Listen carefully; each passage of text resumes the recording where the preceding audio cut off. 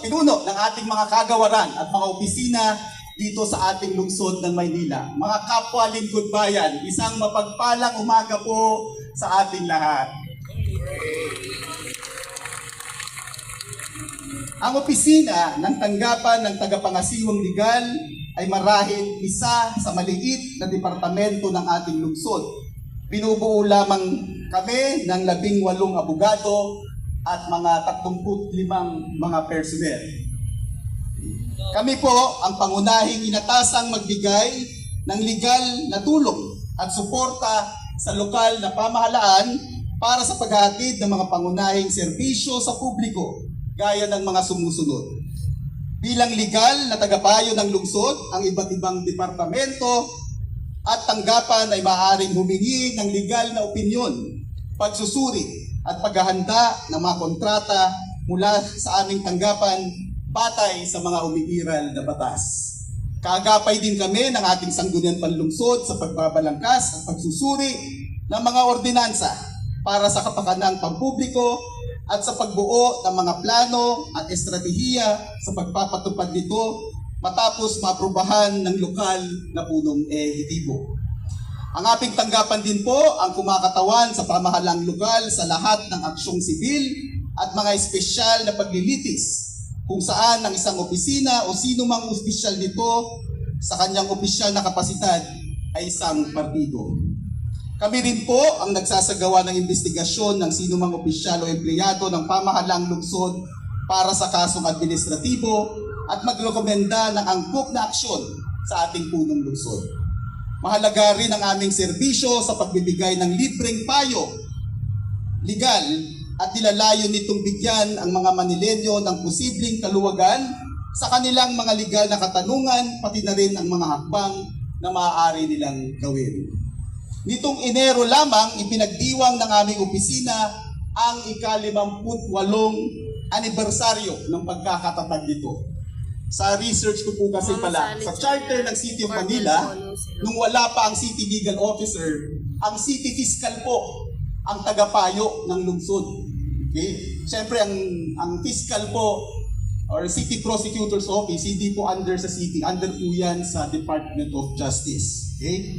Higit sa 5 dekada na ang aming opisina sa pagtataguyod ng batas at katwiran sa ating lungsod. Ikinararangal ko ang lahat ng mga abogado at mga lingkod bayan na bumubuo ng aming tanggapan at isang pribilehyo na maging bahagi ng tanggapan ng tagapangasiwang legal ng ating lungsod. Maraming salamat po sa suporta at pagtitiwala. Sa libo-libong mga papel at dokumento na dumadaan sa aming opisina, ang pamumuno ng batas o rule of law at mabuting pamamahala, good governance, ay ang aming tanging sandigan, ang aming tunay na hilaga. Mga kaibigan, buwan na po ng Pebrero. So gusto ko na rin po kayong batiin nitong buwan ng pagmamahal, sa simula ng buwan ng pagmamahal. Sana patuloy natin akapin ang ating mga tunay na hilaga. Kayo po ba natagpuan ninyo ang inyong mga tunay na hilaga? Yes. True North? Sana po, kung hindi pa matagpuan nyo, kung natagpuan nyo na, patuloy natin akapin ang ating mga tunay na hilaga. Ngayon, lalo na ngayong buwan ng pag-ibig. At ngayon, sa isang tao na nagbibigay inspirasyon sa atin sa kanyang pagmamahal, paglilingkod, at walang patid na pagtutok sa ating lungsod. Sa kanyang mabisa at mabilis na serbisyo at sa kanyang kakayahan na gumawa ng mga mahirap na desisyon upang maunawaan ang pang-araw-araw na realidad ng ating mga mamamayan dito sa lungsod, magbigay ng kapanatagan sa kanilang buhay at mamumuno patungo sa isang mas ligtas, mas maliwanag at mas makabuluhang lungsod ng Maynila. Palakpakan po natin ang ating alkalde, ang nag-iisang Yorme Francisco Isko Moreno Dumagoso.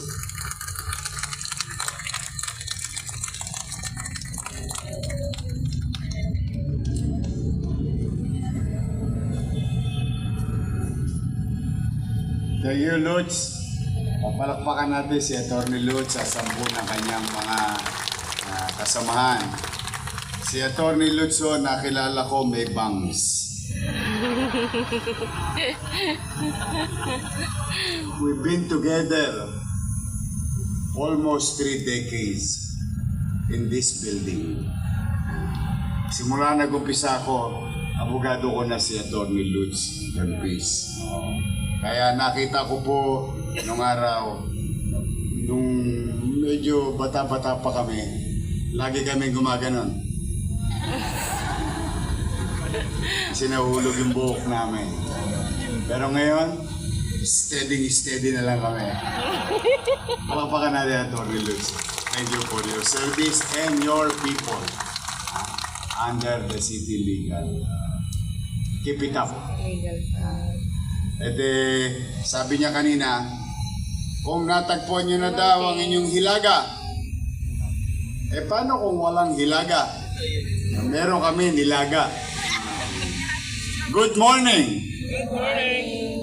Yeah, it's a good morning for us, especially to MDRRMO and all other agency that we have acquired some machineries that will continue to clean up our city. To our Vice Mayor and the members of the City Council, to the department head, gusto ko rin i-welcome ang ating bagong magkasama po kami ni Secretary Angara the other day, and officially ipinakilala na sa atin ang ating bagong Director, Superintendent at pamunuan ng SDO, Dr. Gayola, si Doktora. Yan. And good news, ang ating dating OIC ay mananatiling Assistant Superintendent, Lumeda. Welcome po sa Maynila. We're very excited working hand in hand with you. And with that, we have a very good surprise for you. Alam po ninyo, pinipilit talaga natin na magbuti at mag-inam sa pinansyal na aspeto ng ating lungsod. And tama si Lutz. Totoo po yung sinabi niya.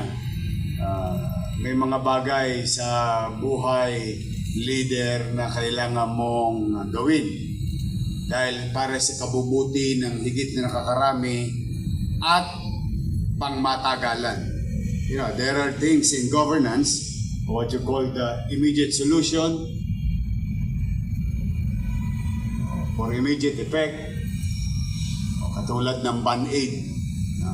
Also, meron ding midterm or midway, short term, whatever you call it, for the next 3 years or 5. Meron ding long term, that will take effect 10 years or 15 years. But today, sa maliit nating kaparaanan, 10 ng ating mga kasamahan, sa mga pagpapasya, giya o direksyon ng ating fiscal situation, medyo umaayos-ayos naman ng kaunti. At sa patuloy nating pagsisikap, sama-sama tayong nagsisikap, naglilingkod sa bayan, mga mag-aaral, institusyon. Thank you, Paul. Palakpakan natin mga taga-City Treasurer's Office. Today, we're going to release our financial assistance to IRIS at 6.5 million pesos.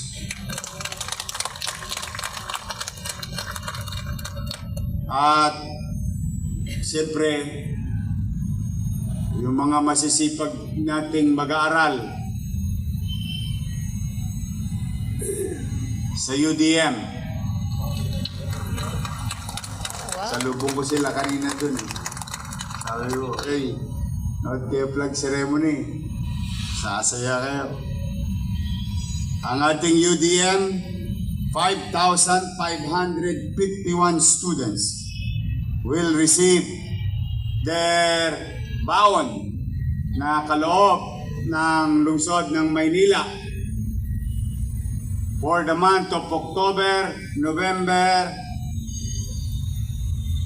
of almost 11 million pesos.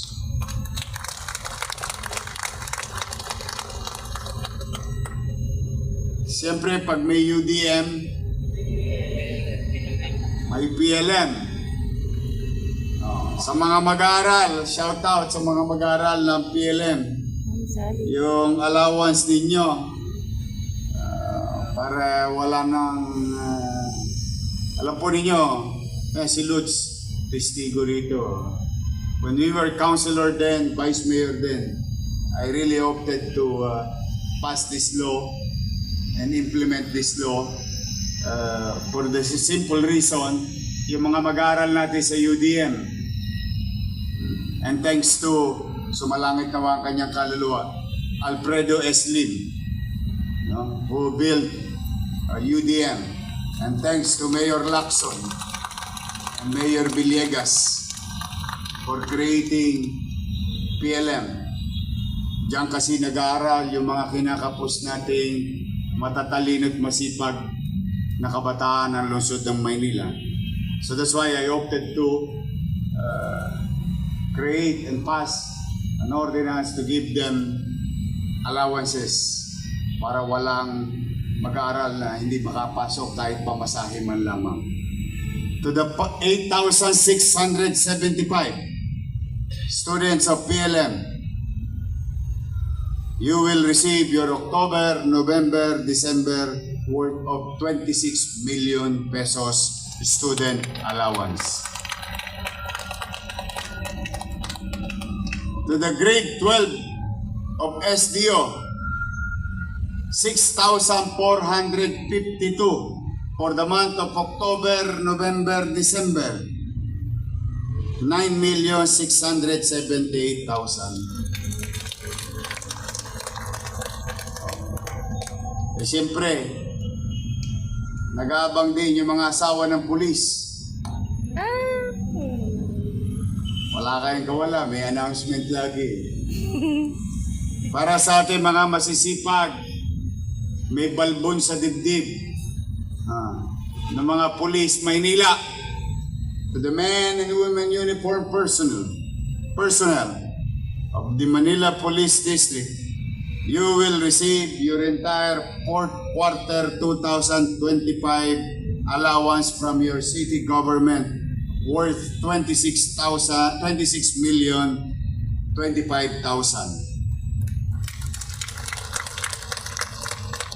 Kung may kumulang 4,000 yan, na less po. Bukang-buka. Bukang-buka ang akap sa inyo ng mga asawa nyo mamaya pag-uwi. To our partners in Manila Fire Department, you will receive your October, November, December, 387 of them, 2.7 million pesos. To the PIDEA,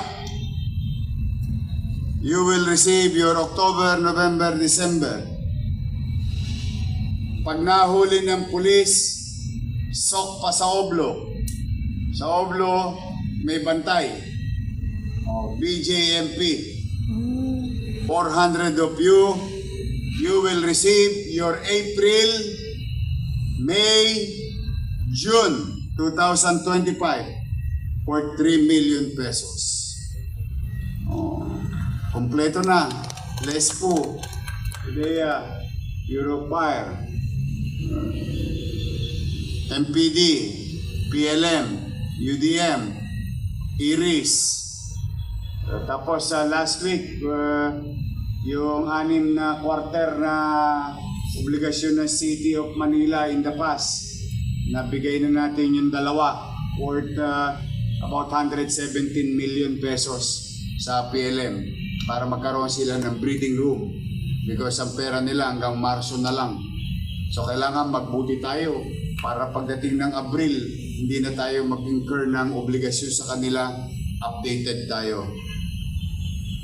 To our almost 11,000 teachers in the city of Manila, 11,633, Yan yung inaantay. you will receive this week, October, November, December, worth 69 million pesos. Yan yung inaantay. Shout out sa mga teacher natin. Alam po ninyo, sa mga teacher natin, one of many, is a true-blooded product of public education system. Delpan, Tulungan Center. Kung alam niyo, kung inabot niyo yun, ha? Yun yung Gat Andres Bonifacio Hospital ngayon. Dating Tulungan Center yun sa Delpan. Tapos Rosauro Almario Elementary School, Tondo High School. Sabi nila nung araw, lagi ako nalilito nung mga grade 1, grade 2 ko. Sabi nila, mababang paralan ng Rosauro Almario Elementary School. Sabi ko naman sa sarili ko, paano naging mababa, fifth floor? Now, I'm happy to put a smile to almost 26,000 individuals, students, enforcers, teachers, across this financial assistance being given by your city government. Palakpakan natin ang mga taxpayers of the city of Manila. And I'm also happy to share to you that we have answered as of Friday more than 19,000 letters of the people of Manila. Answered and addressed. Yung mga may kahilingan sa aking mga sumusulat na mamamayan ng lungsod. In just 7 months, 19,000 plus letters answered by your city government. And as I've been telling you, mga kasamahan ko naglilingkod sa bayan na kinakabahan din kung may sweldo o wala, lalo na nung nakaranganin na buwan. Mukha namang hindi masyado tayong kakabahan itong 3 buwan na to or what you call first quarter. But it's not only about savings, it's not only about efficiently spending and surgically addressing delivery of social services, creating short-term plan and building it, and creating long-term plan and building it. Now we're just not saying or stating our words, mga laway-laway lang o pang-usog. Hindi. We create, we build, non-stop. Simultaneously address our fiscal situation. And I've been talking through the help of Paul and our consultants, talking to Land Bank of the Philippines and Development Bank of the Philippines for some, what you call, if I may put it in a right perspective, financial engineering. I'm happy to inform you, to each and every one of you and to the taxpayers of the city of Manila, that utilizing your persuasive power, utilizing your authority as the local chief executive, and whatever that we can utilize to persuade or inspire others to help us. And today, I'm happy to share to you salamat to at napagbibigyan at napagbigyan yung mga idea natin on how to do or what you call kalikutin yung mga numero. And I officially signed, and by tomorrow it will be received by the City Council. The grant given to us by Land Bank and Development Bank of the Philippines. Una, nakadiskwento po tayo. Hagling ho ito talaga. Para ho itong rubber band. No. But I'm happy. And, you know, with all humility before you, we have done it. In the next 3 years of our city, of our life, of the city government, I'm happy to share that we are going to generate 1.2 billion breathing room for our financial situation with regard to our relationship to DBP and Land Bank. May tuldok na. Ilang buwan ho yan. Nagpapanik-panawag kami ng mga laway, idea, konsepto. But today, officially, with all humility, it's done. So, anong ibig sabihin niyan? Teka, nakasave si Yorme ng 1.2 billion. Hindi po yan savings. Hindi po savings. Ibig sabihin, nabawasan, hihinga, bubuka ang dibdib ng ating kaban. Yan ang epekto niyan sa atin. So, kaya pwede ba akong makisuyo to the President of Land Bank, to the President of DBP, and board members of this government financial institution. Pwede bang palakpakan natin sila?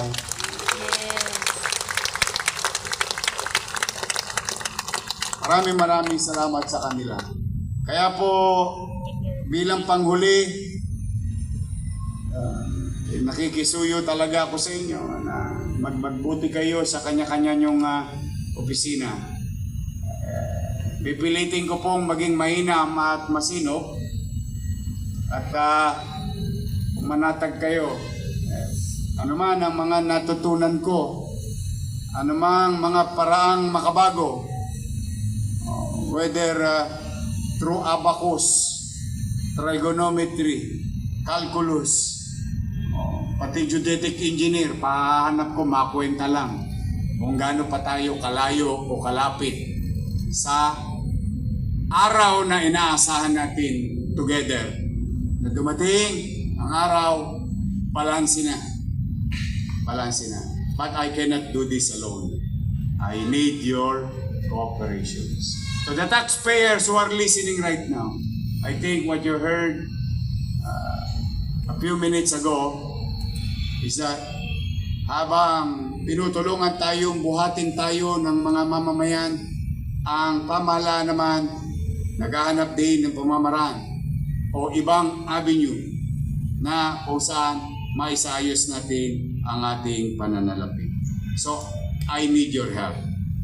Please help me for Manila to recover. Umaasa ako sa bawat isa sa inyo. February na po. Sino ang walang jowa? Taas ang kamay. Ayun. Bambi, wala kang jowa. Tinaas yung kamay eh. Masyado ka naman pihigan. Baka mahuli ka na sa biyahe. Malayo-layo pa tutuban dito. Kaya, February, araw ng mga puso. Manatili sana katulad ng sinabi ni Atty. Lutz. Pagmamahal, hindi lang sa jowa. Pagmamahal, hindi lamang sa mga anak o pamilya.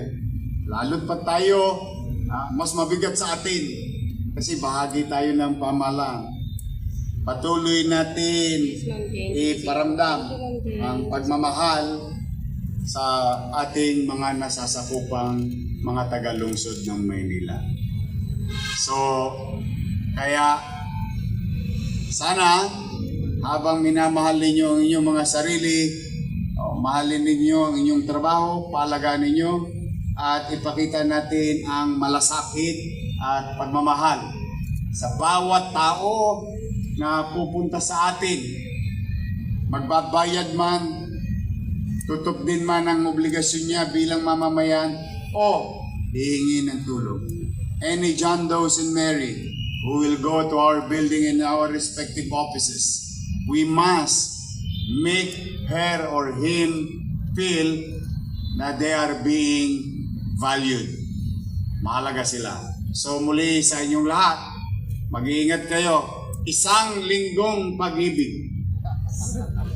Lunes, nang tayo'y magkakilala. At sana, pagdating ng linggo, ikikasal ko na kayo. Yes. Huwag kayo mag-iwalay.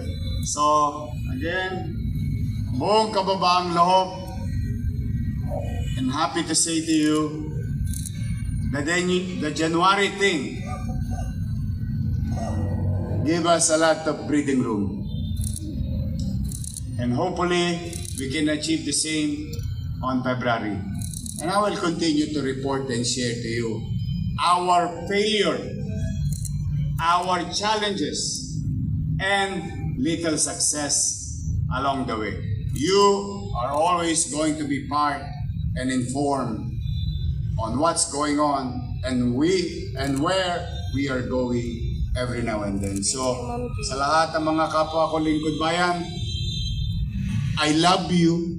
I love you. Oy, araw ng mga puso. O pakisabi mo nga sa wakali mo. Tingin ka sa kaliwa mo. Tingin ka sa kaliwa mo. I love you. Tingin ka sa kanan mo. I love you. Good morning. Magpalain nawa kayo ng poong may kapal. Maraming salamat.